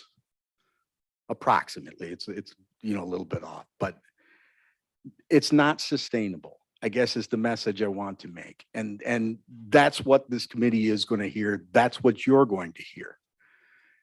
And I really want to find a way to take care of the people. I still believe in that. That emotional part of me still does, but my head, I think more like Brian Gallitz, where I look at more at numbers and look at what's just before me. And I like the way he thinks on that. And I think we should think the way on this, because we cannot tie our citizens to that much money for 40 or 50 people, and then maybe a few hundred more in the next few years when we have 138,000 people in this county. What about the programs like Meals on Wheels and the Veterans Services, foster children, all the other things that we are actually mandated to do? What about funding for that? Could we end up having to cut that funding because we can't make the bills when we sign on to this thing? It's very possible. So in closing, I just want you to understand just what a pickle this Samaritan home is in. And I'll listen to an ad hoc committee and then what they have to say, but I feel real confident that they're going to come up with the same thing that I've discovered. It's not sustainable. We cannot no longer remain in this business. Thank you. Supervisor Krebs? Thank you. What I've heard tonight from several people is we can't afford to be in this business. The next question is I'm trying to figure out who can afford to be in this business. How has Lasada figured this out? How is Cedar Communities or whatever private, public, whatever type of other facility out there? Obviously, this is a national problem. It's not a Wisconsin problem. This is happening everywhere. We're just the next facility that's trying to figure out what to do next. I want to know what the secret sauce that other facilities do have. How are they surviving on such low reimbursement rates? Something has to give here, and I don't know. I hope the ad hoc committee can shed some light on that. Another question I have is what happens, as I've heard, the boiler is going to die immediately, whether today, tomorrow, or next year. Those old boilers, they last forever though, so I'm not as sold on that. But what happens if the boiler dies tomorrow? What happens to the thing that matters most, the people that are there right now today? Not even that has to come back through the ad hoc committee, but I'd be interested as a supervisor, as just as a person, knowing what's our plan B short of us making a decision, what's going to actually happen. So that's something I hope the staff, and I'm hoping the ad hoc committee or the board can be ready for making a fast decision, that we're not caught off guard that way. Two other points, going through the Samaritan discussion over the last year or two, the thing I've learned that I didn't know that existed out there is that there's licenses for beds and there's a value to them. I'm kind of confused by reading through some of the packet talking about the value of those licenses, because it almost appears that some people turned in licenses. Others are sold cheaply, some more expensive. The value appeared to be all over the board. So obviously our number one decision is about people, but I'm trying to figure out what values do we have? What are some of our assets? Obviously, I think the building itself is probably not worth too much, considering we have a loan on it still at this point. But trying to figure out what those licenses are valued at, or how what piece of the puzzle those licenses will be in a future deal with another agency, or wherever the road leads us, what happens to those licenses and stuff. So I guess the last point, I'm not going to make a motion and derail our conversation more, because there's other people in line waiting to speak. But if we get to the end and if no one else makes a motion, I just want to let you know I would be prepared to make a motion to endorse a staff recommendation from the committee report endorsing option 1. So short of someone else coming up with a different proposal, I would circle back to that at the end. Thank you. For the record, I'm going to second that motion. Will lead to further discussion. Supervisor Gallitz. Thank you, Chair. So government, I believe, should provide services that cannot otherwise be provided by the private sector. We all know things such as national defense, public safety, which this community is talking about later next month, transportation infrastructure, to name a few. Providing long-term healthcare is not a service that should be provided by the government. We have enough, cradle to grave taxation and continuation of services that just continue to creep and creep and creep. County government, again, is not required to provide that services, and therefore should not be part of priority budgeting and the tax levy commitment. And this services is in direct competition with the free market, private sector. And our market-based economy will respond to demands, providing solutions. The Mr. Krebs comment about the secret sauce, providing long-term care needs for the community. And what that means is, as Supervisor Killian had said, our residents of Samaritan would not, and I repeat, would not be put out on the street under a coordinated closing strategy. Not to least, the private sector is equipped in managing economies of scale and fluctuating labor conditions, which we've heard from supervisors already state. So based upon my findings, Washington County should focus on the services it is required to provide and implement a plan to close Samaritan.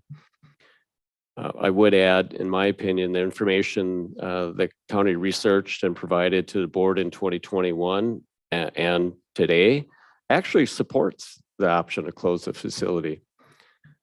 My position has not changed from my dissenting vote in 2021, and I will not vote to keep Samaritan open and encourage you to do the same.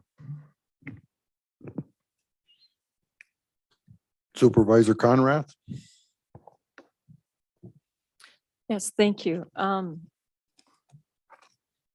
first I would like to start out with, I actually haven't made a decision yet, and I recommend that you all truly don't have a final decision in your brains because we don't really know all the options and what all the options truly look like.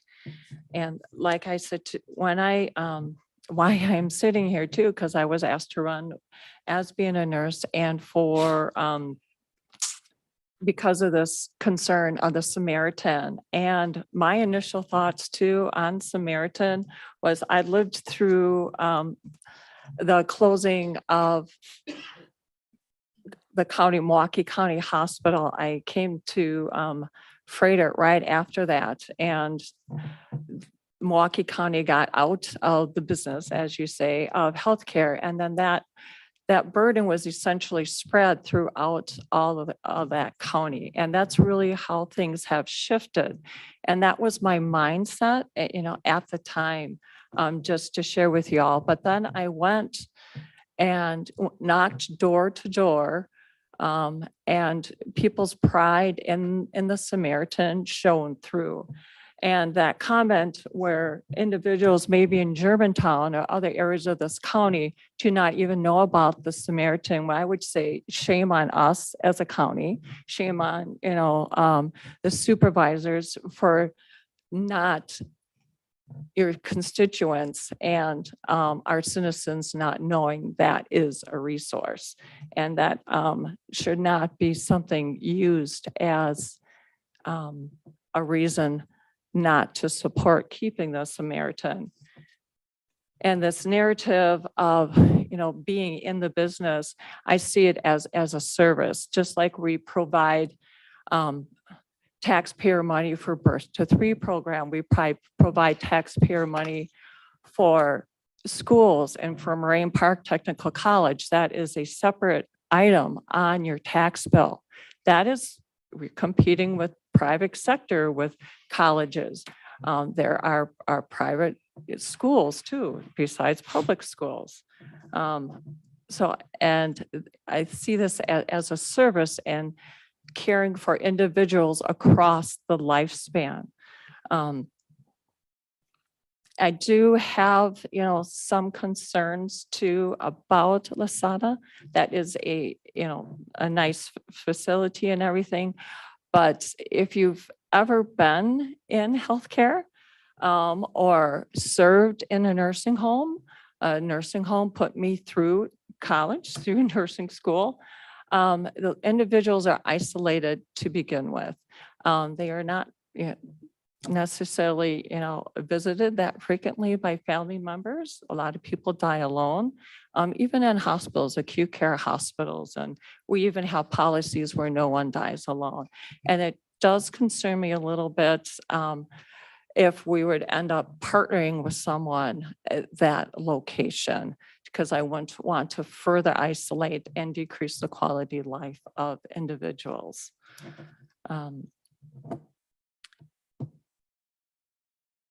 And two, we speak of money and this draining our system.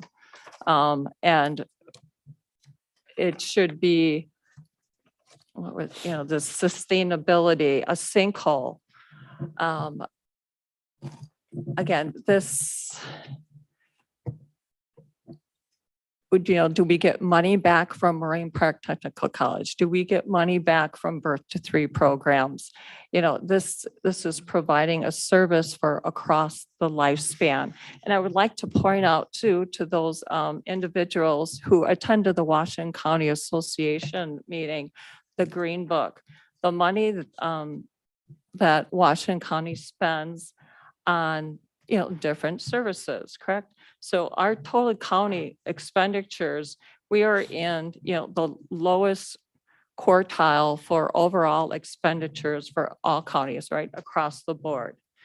And if you go to our tax levy, we are one of the lowest, and that is, why several of us choose to live here, and we're very proud of that. Our county debt, too, we're in the lowest quartile. And we come to health and human services, the money that we spend on that, we are also in the lowest quartile. We are actually, what is it? The detail of that, we are 7th from the bottom. We are of spenders for health and human services. So we have room to, to spend on health and human services, just like we, the decision is being made to, on the crime bill. We all decided to make that up to the people. And by pushing that to a referendum, it's essentially us supporting that thought process that, we would,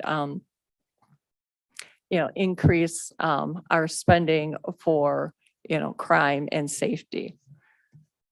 But again, I have a lot of points here, but I just really would like people to keep an open mind yet until we really truly have all the options on the table and in front of us and compare, the risks and benefits of each one. Thank you. Supervisor Schultheis. Thank you. Again, I just really appreciate the dialogue that we're all having because it is about the people, it's about the residents, and it's about the employees. And I think this dialogue is worthy of the time that we're taking tonight to discuss it. I would have to agree with Supervisor Kelling and Krebs and McCusick. Did I say that right? McCusick, yes, McCulloch, sorry, about the financial side, that there certainly is a financial side to it. And in doing some research, the American Healthcare Association cited some statistics that in 2017, Wisconsin had the second highest Medicaid loss of the states reported. Only New York fared worse. I know some people use Medicare and it really is Medicaid where the reimbursement is really, really poor. And, we in Wisconsin have by all measures, one of the lowest. We've heard this from Matt before. We've heard this, we saw it in the packet, and kudos to Julie and her team for putting together such an excellent longitudinal kind of look back of the task force that put in hours and detailed. So thank you for that. But really, the Wisconsin has one of the lowest or worse reimbursement systems in the country for skilled nursing facilities. So we have to keep that in mind. the state and federal funding for nursing home legs, the actual cost of care and services. A nursing home loses an average of between $71 to $79 per day for every resident that it serves on Medicaid. The federal and state healthcare program for people with low incomes or disabilities pay for the care of around 2/3 of the Wisconsin nursing home residents. So it's that's very real. That's why we're 2 million in the red right now. I think some of the questions came up, what's the secret sauce? Supervisor Krebs asked about, I don't know specifically. I'm sure Matt and Julie can address that better, but I think my guess is it's got a lot to do with the reimbursement mix, the payer mix, and Medicaid is, if it's a big part of, which it is for our Samaritan home, it isn't a good reimbursement. It's these other places like Lasada, like Cedar Community that have private pay that take up some of the slack of where we're not getting reimbursed for Medicaid. So really the private pay subsidizes in so many ways the care too. So again, I really appreciate the dialogue. We have to think about the people. I think Lasada as an option is a great option, assuming that continues in our negotiations. I think the partnership is a great idea. I just think we need to move on this and not delay the process any further. Thank you. Thank you. Supervisor McCullough.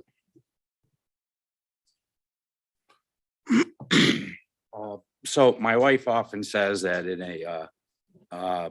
a Captain Kirk world, I'm Mr. Spock. And so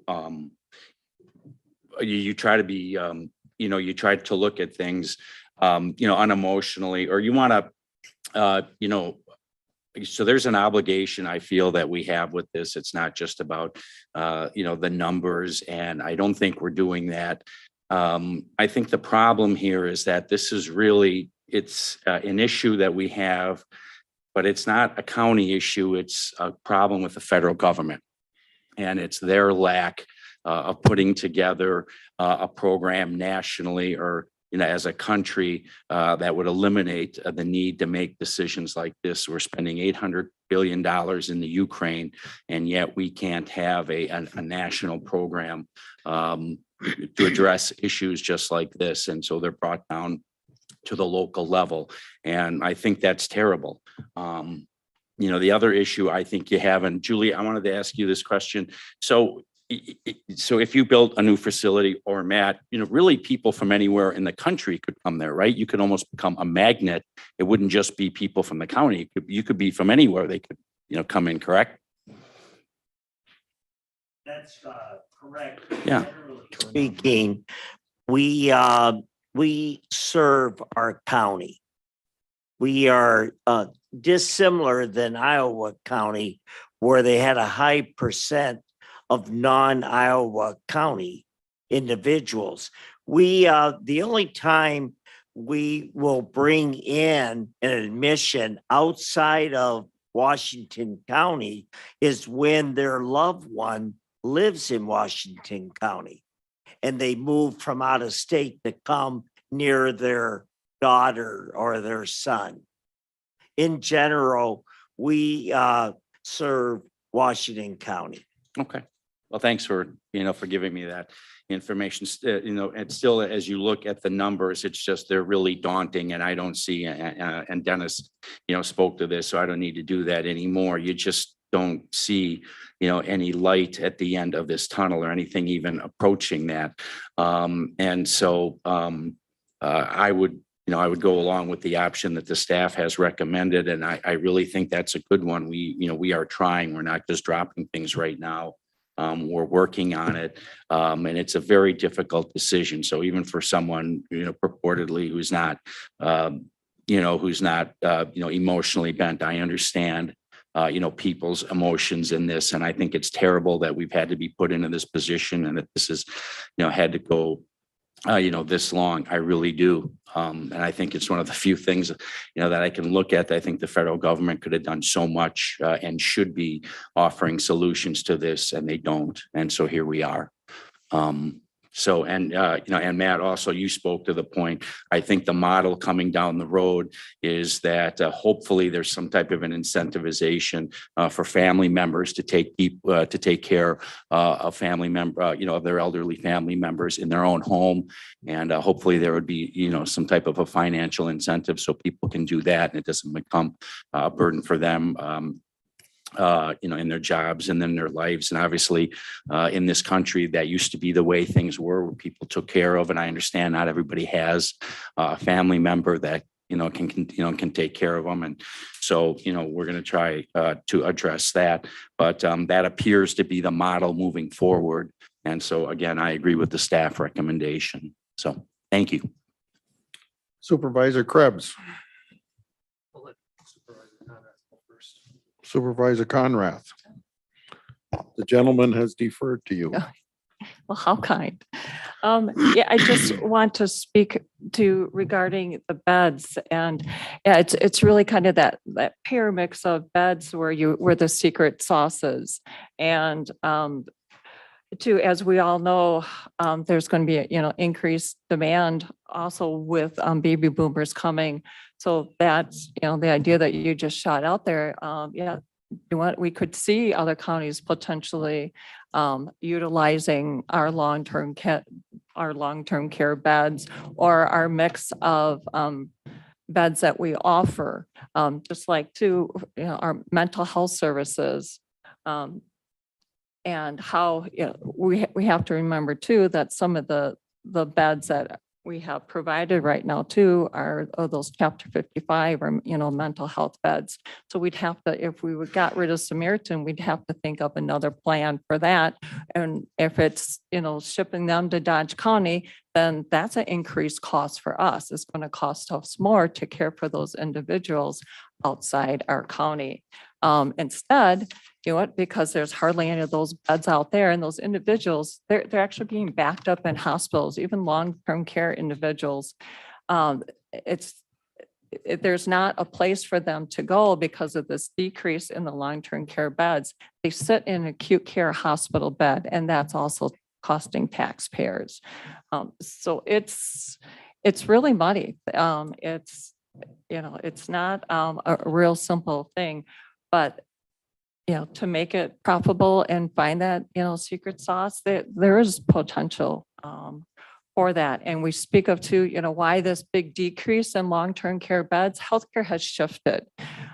Say in the past, nursing homes, didn't have all these different categories of care that they provided. They were all technically long-term care beds. But now we realize that, those individuals, they can get services at different levels and then payment at all those different levels and reimbursement too for those different levels of care. But just wanted to share those details with you all and those potentials. Thank you. County Executive Showman. Yeah, thank you, Mr. Chairman. I think it's appropriate, since it's been asked or commented on at least 4 times now, the secret sauce. There isn't any secret sauce. And we know what the secret sauce is. And Supervisor Conrath just said it. It's money. And it comes down to one of 2 means. Either you get into more competition with the private sector, to Supervisor Gallett's point, and many counties have done that. We've done that. We're doing that right now in CBRF and RCAC. Independent living is the next step. I don't think, Supervisor Krebs, were you here when we talked about independent living, building out independent living? Was it your first term or before you? Okay. So that was decided against doing that for that precise reason, but it absolutely would produce significant revenue and offset exactly what Supervisor McCulloch said, which we are trying to solve a problem that is the federal government's problem at the local level. That's 100% what this is all about. This is absolutely an issue that's been 40 years in the making, and the Congress has known it all along, and they don't want to solve it, and they're not going to solve it. So here we are struggling with solving it, but it boils down to money. So it's either we get more into the business of the private sector, or you subsidize it heavily with tax levy. And that's what every county is doing, one of those two things, or exactly what Iowa County did, which I appreciate you sharing that story because I didn't know all those details. But it's boiling down for all counties. You know, I think when Matt and I started this conversation, there was almost 100 nursing homes. Or maybe it was back in your time in Grant County. I can't remember your stories. But at one time, there was 100 county nursing homes across all of Wisconsin, and today there's 30. And this is the reason for it. This discussion is extraordinarily painful, and I'm sure Matt could go on ad nauseum about that payer mix, which is exactly what Supervisor Conrath was pointing to. But it's tax levy or more competition with the private sector. There aren't any other silver bullets. No one's coming to save us. And I'll add, in the conversations with Iowa County, they were in competition with their local hospital and I think one other private entity. And those private entities cherry pick the payers. So they end up with the non-payers. That's what you're against when you're the public sector. So, my 2 cents. Supervisor Krebs, let's draw this to a close. Yeah. So one last just point I want to say is that some of the talking about regional counties of where you attract other residents to come to you, it sounds similar to how we operate a juvenile jail facility. We bring a lot of juveniles from other counties into our county, and we're reimbursed for them, and we charge them the daily rate. And if you talk to the sheriff about it, you try to cover your costs by housing them, but it's how much you try to charge as much as you can, and you can watch where the juveniles are shifted between the counties that do accept them, as there's a competition for it. It's a quasi free market enterprise of that. And it sounds similar to how whether it's the chapter 55 or the other special cases where we're required to do it, they have to find a home somewhere.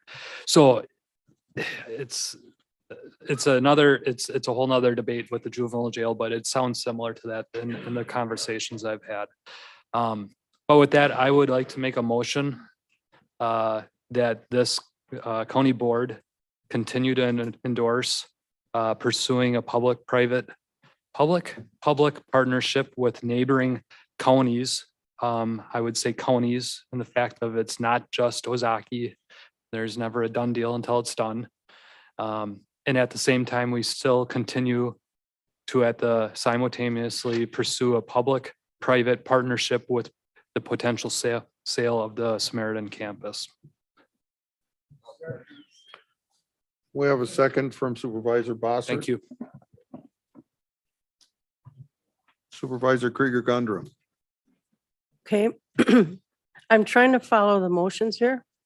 I understood that somebody made a motion which I believe it might have been Jody. I'm not sure who made the motion, but is there already a motion on the floor?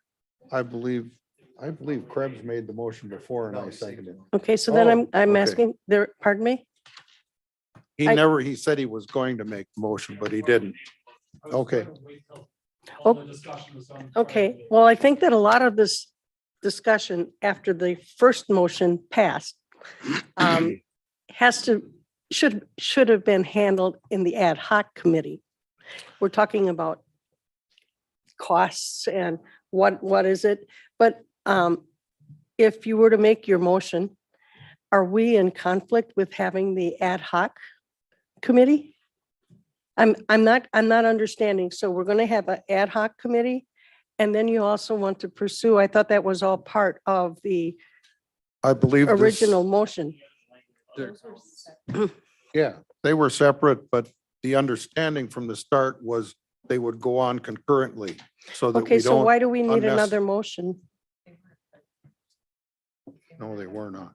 I'm asking for some advice from our attorney. Sure. This was not part of the first motion. The first motion strictly was to form the ad hoc committee, empower the chair to essentially put that committee together and set a deadline.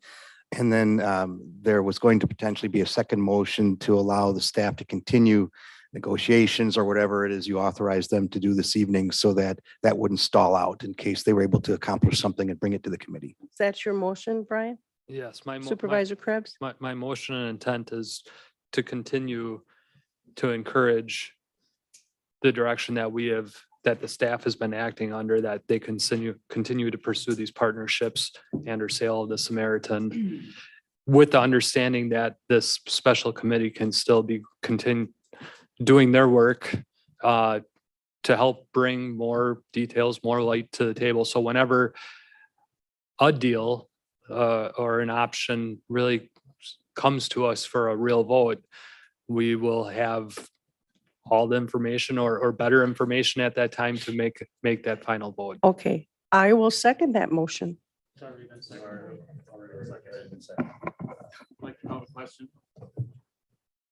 That's my job to call a question, and I will.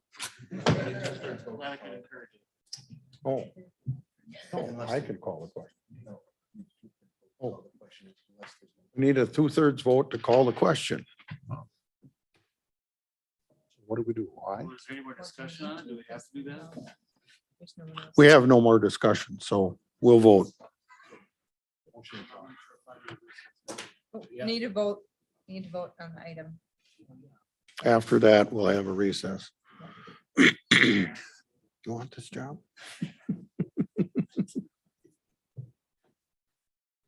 You want to reread the motion, Mike? Does Mike have it? Otherwise I have it too. Oh, So the motion is to endorse option one, pursuing a public-public partnership with neighboring counties while simultaneously pursuing a public-private partnership with the potential sale of Samaritan Campus to a private entity, both of which are consistent with resolution or 2021 resolution 5. any questions? And we'll vote.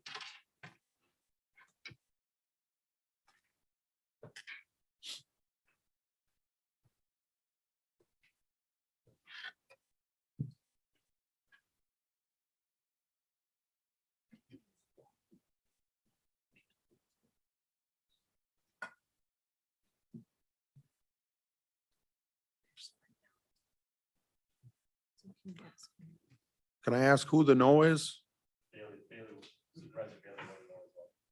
We have 2 no's. Okay. Greg Yeltsin. Brian Gallards. Supervisor. All right. We've decided on that for now. We're going to take a short recess. We have closed session coming up, so hurry on back.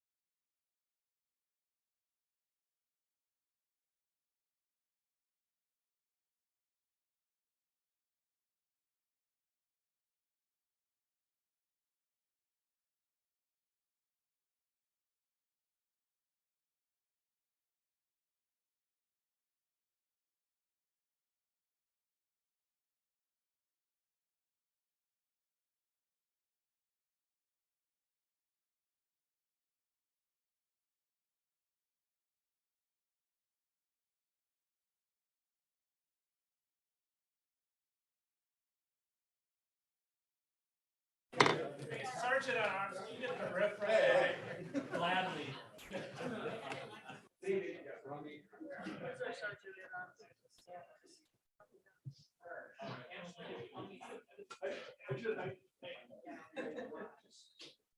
Somebody please clear the room.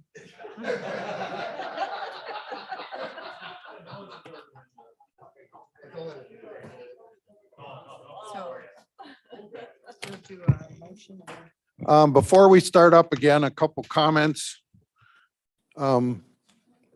People have said we don't have all the information to make a decision, and arguably, maybe you didn't now. But when this committee forms, and it's going to be on YouTube or some media, you can watch it, you can listen. We can always call staff when we have questions. I called Julie with a lot of questions on all the material we have. Take your job seriously as supervisors. I don't want to hear anybody say we don't have enough information to make a decision. Okay? Okay. One more thing, we're on the microphones again now, and control is in Ashley's hands, so please don't talk until your microphone is turned on. We have a lapse, and when I get in charge of it, it's going to be a longer lapse, so patience, okay? So with that, our next meeting date is Wednesday, November 9th, 2022 at 6 p.m. I will entertain a motion to go into closed session. Supervisor Schultheis, Supervisor Schwab.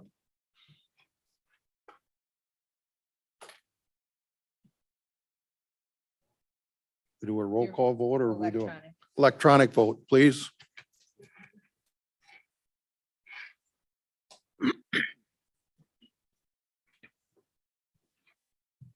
You have Marietta too?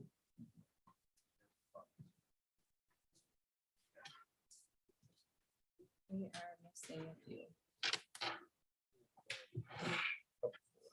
I learned before, push it again, and it'll record if you didn't.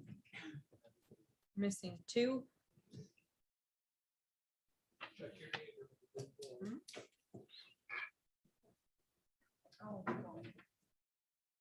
Well, there we go.